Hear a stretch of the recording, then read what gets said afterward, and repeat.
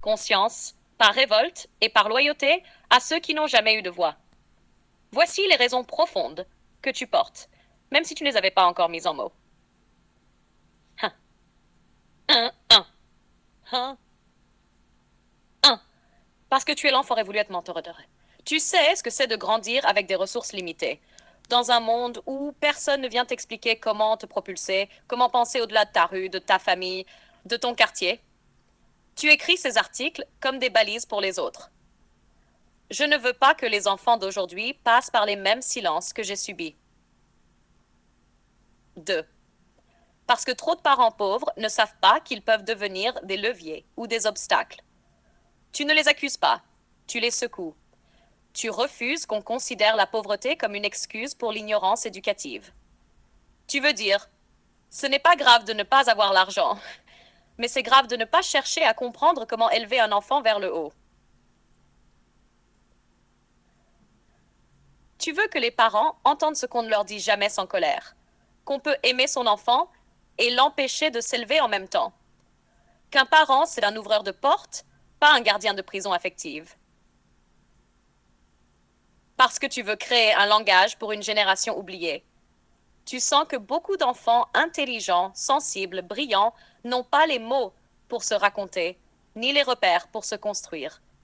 Tes articles leur offrent un miroir structurant. Si tu te reconnais dans ces mots, c'est que tu n'es pas seul. Et si tu n'as pas eu de mentor, lis ce texte comme un début de mentorat. Tu veux changer les codes de la réussite. Tu es fatigué qu'on dise aux jeunes de quartier ou aux minorités, travaille dur et ça ira, fais comme les autres. Contente-toi de survivre et sois poli. Toi, tu veux dire non. Tu as le droit de viser l'excellence. Et pour ça, tu as le droit d'être guidé, structuré, mentoré. Tu construis un modèle alternatif de transmission, à la fois radical et tendre, qui ne triche pas avec la réalité, mais qui refuse de s'y résigner. 5. Parce que tu rends hommage à ceux qui t'ont inspiré, même indirectement. Il y a sûrement eu, dans ton parcours, une parole, un regard, une main tendue, un livre, qui t'a montré qu'un autre monde existait. Ces articles sont ta manière de dire merci à ceux qui ont semé une graine en toi, même s'ils ne le sauront jamais. Tu fais ces articles pour éduquer, secouer, transmettre, éveiller et construire un héritage de conscience. Tu n'écris pas pour briller. Tu écris pour bâtir une génération plus lucide que la tienne. Ce qu'un mentor apporte à un enfant. Un mentor n'est pas seulement un guide, c'est un passeur d'altitude. Il ouvre des portes, façonne le regard, élargit les perspectives. Pour un enfant, évolution intellectuelle et émotionnelle. Il apprend à structurer ses idées, à exprimer ses émotions, à comprendre ses valeurs. Il développe une conscience critique, un goût pour l'effort, une capacité à gérer l'échec. Il peut sortir d'une culture de survie pour entrer dans une culture d'élévation. Éducation non formelle. Le mentor enseigne ce que l'école ne dit pas. Les codes, les comportements, les raccourcis, les pièges à éviter. Il transmet les règles invisibles du succès. Savoir-être, éthique, savoir parler, savoir se taire. Élévation sociale. Il lui montre que tu peux venir d'un quartier, mais ne pas y rester mentalement. Il l'aide à décoder le monde social, à prendre conscience de son potentiel. 2. Différence entre un enfant mentoré et un enfant non mentoré. En termes de réseau, enfant mentoré, il accède à des cercles auxquels ses parents n'ont jamais eu accès. Il bénéficie de recommandations, de stages, d'opportunités. Enfant non mentoré, il est souvent limité à son environnement immédiat, sa famille, ses amis, l'école. Peu d'ouverture au monde réel des opportunités. En termes de vision du monde, enfant mentoré, il voit plus loin. Il sait que le monde est vaste. Il comprend les dynamiques invisibles. Il sait que l'ascenseur social peut être réparé avec des escaliers cachés. Enfant non mentoré, il reproduit souvent les modèles autour de lui, moins de capacité à rêver, à désirer autrement. En termes de réussite, mentorat catalyseur de réussite. Pas toujours garanti, mais les chances augmentent. Meilleurs choix, meilleurs alliés, meilleure gestion de carrière. Les mentorés deviennent souvent des agents de changement. Spécificité dans le cas des minorités visibles invisibles. Les enfants issus de minorités visibles, origine, couleur, culture ou invisibles, classe sociale, précarité, troubles invisibles, subissent des plafonds de verre, souvent silencieux mais puissants. Pour eux, le mentor est un protecteur contre l'auto-sabordage, la croyance qu'on n'a pas le droit de réussir, un décodeur des règles du jeu, souvent écrites dans une langue qu'ils ne parlent pas encore, une preuve vivante que réussir est possible sans renier ses racines. 4. Enfant lui-même mentor. Un enfant qui devient mentor pour d'autres, frère, ami, cousin, intègre les codes plus vite parce qu'il doit les transmettre, grandit plus vite émotionnellement car il doit prendre soin des autres, développe une posture de leader discret, parfois bien avant les adultes. Ce type d'enfant est rare, mais il devient souvent inspirant, parfois même fondateur de dynamiques nouvelles dans son entourage. Conclusion, pourquoi c'est vital? Parce que dans certains milieux, le talent ne suffit pas. Il faut une clé sociale, une main tendue, un révélateur. Le mentor, c'est celui qui met une lumière là où le système ne regarde pas. Un enfant sans mentor survit. Un enfant avec mentor se projette. Un enfant qui devient mentor inspire et transforme. Souhaites-tu qu'on illustre et de montrer, sans pathos, mais avec justesse, l'impact profond du mentorat sur le destin d'un enfant? Exemple réel. Le cas de Marvin, de la banlieue à Harvard. Contexte. Marvin est né dans une cité sensible de la banlieue parisienne. Mère célibataire, femme de ménage, absentéisme paternel. Très jeune, il montre des capacités en maths et une grande curiosité pour la philosophie. Mais son entourage ne croit pas en lui. Tu rêves trop, tu veux faire le malin. Ce n'est pas pour nous. Rencontre avec un mentor. En classe de troisième, un professeur de français remarque ses rédactions brillantes. Il lui parle d'un programme associatif. Article 1. Un réseau de mentorat pour élèves méritants issus de milieux populaires.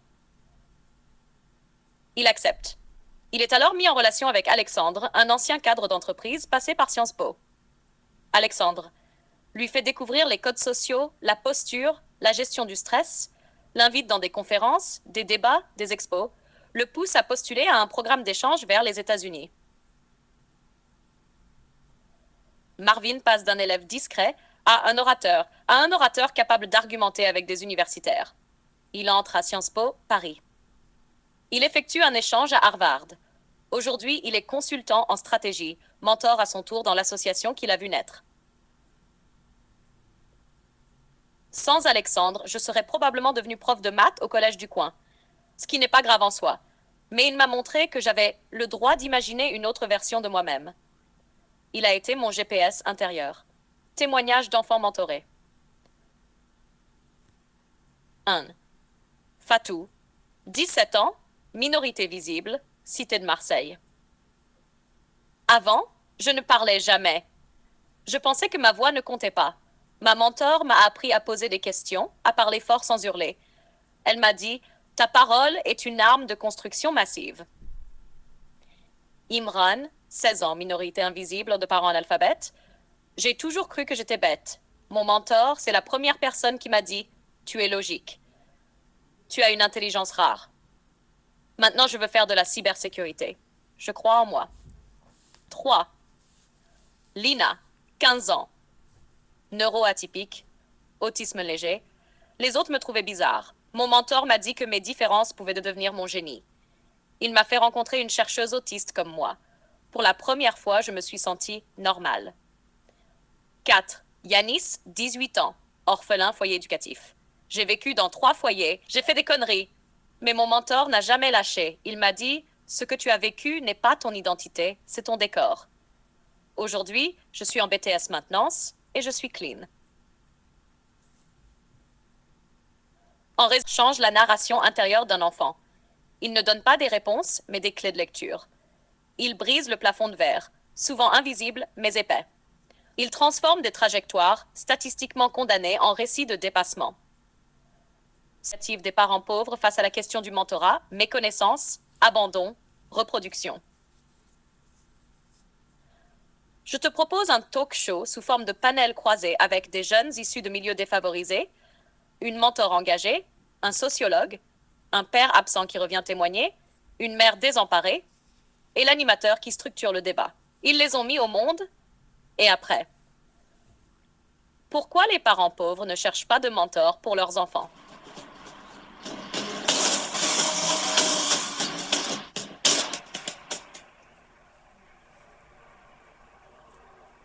Bienvenue dans ce nouvel épisode de Parole crue. Aujourd'hui, une émission coup de poing. Pourquoi certains parents, surtout dans les milieux populaires, n'accompagnent pas leurs enfants au-delà de la survie? Pourquoi ne cherchent-ils pas à leur trouver des mentors, des modèles, des guides? Pourquoi certains parents pensent qu'élever un enfant, c'est juste le nourrir et lui payer le bus scolaire? Est-ce une question de méconnaissance, de pauvreté mentale ou de renoncement inconscient? Intervenant. Aïssatou, 18 ans. Jeune mentorée, brillante, calme. Je ne savais même pas que le mot mentor existait. Chez moi, c'était débrouille-toi. Ou tu veux faire la folle? C'est à l'école que j'ai rencontré une prof qui m'a dit je vais t'accompagner. Ma mère n'est pas méchante. Elle ne sait juste pas que d'autres options existent. Nadir, 17 ans. Ancien décrocheur. Chez nous, si tu parles trop, on te dit que tu veux devenir blanc. Quand j'ai dit que je voulais faire du théâtre, mon père m'a dit va travailler au chantier avec ton oncle. Ce n'est pas qu'ils ne veulent pas nous voir réussir, c'est qu'ils n'imaginent même pas que c'est possible. Madame Lambert, mentor et éducatrice en zone sensible. Dans les quartiers pauvres, beaucoup de parents ont eux-mêmes été abandonnés, psychologiquement. Ils élèvent par automatisme. Pour eux, chercher un mentor, c'est admettre qu'ils ne suffisent pas. Mais un bon parent, c'est celui qui cherche du renfort, pas celui qui isole son enfant. Professeur Diallo, sociologue. Les classes favorisées savent que réussir n'est pas qu'une affaire de diplôme, mais de réseau. Elles mettent très tôt leurs enfants en contact avec des figures d'autorité valorisantes, coachs, artistes, avocats, etc. Dans les milieux pauvres, il y a souvent une confusion entre amour et élévation. On pense que nourrir et protéger, c'est suffisant. Mais l'enfant a besoin d'être propulsé, pas juste protégé. Salim, ancien père absent, qui revient témoigner. Je croyais que c'était à l'école de faire ce boulot. Moi, je travaillais, j'étais fatiguée. Et puis un jour, mon fils m'a dit, tu m'as jamais encouragé. Même un mot, t'as pas dit. J'ai compris trop tard. J'ai cru que je faisais de mon mieux. Mais j'avais aucune idée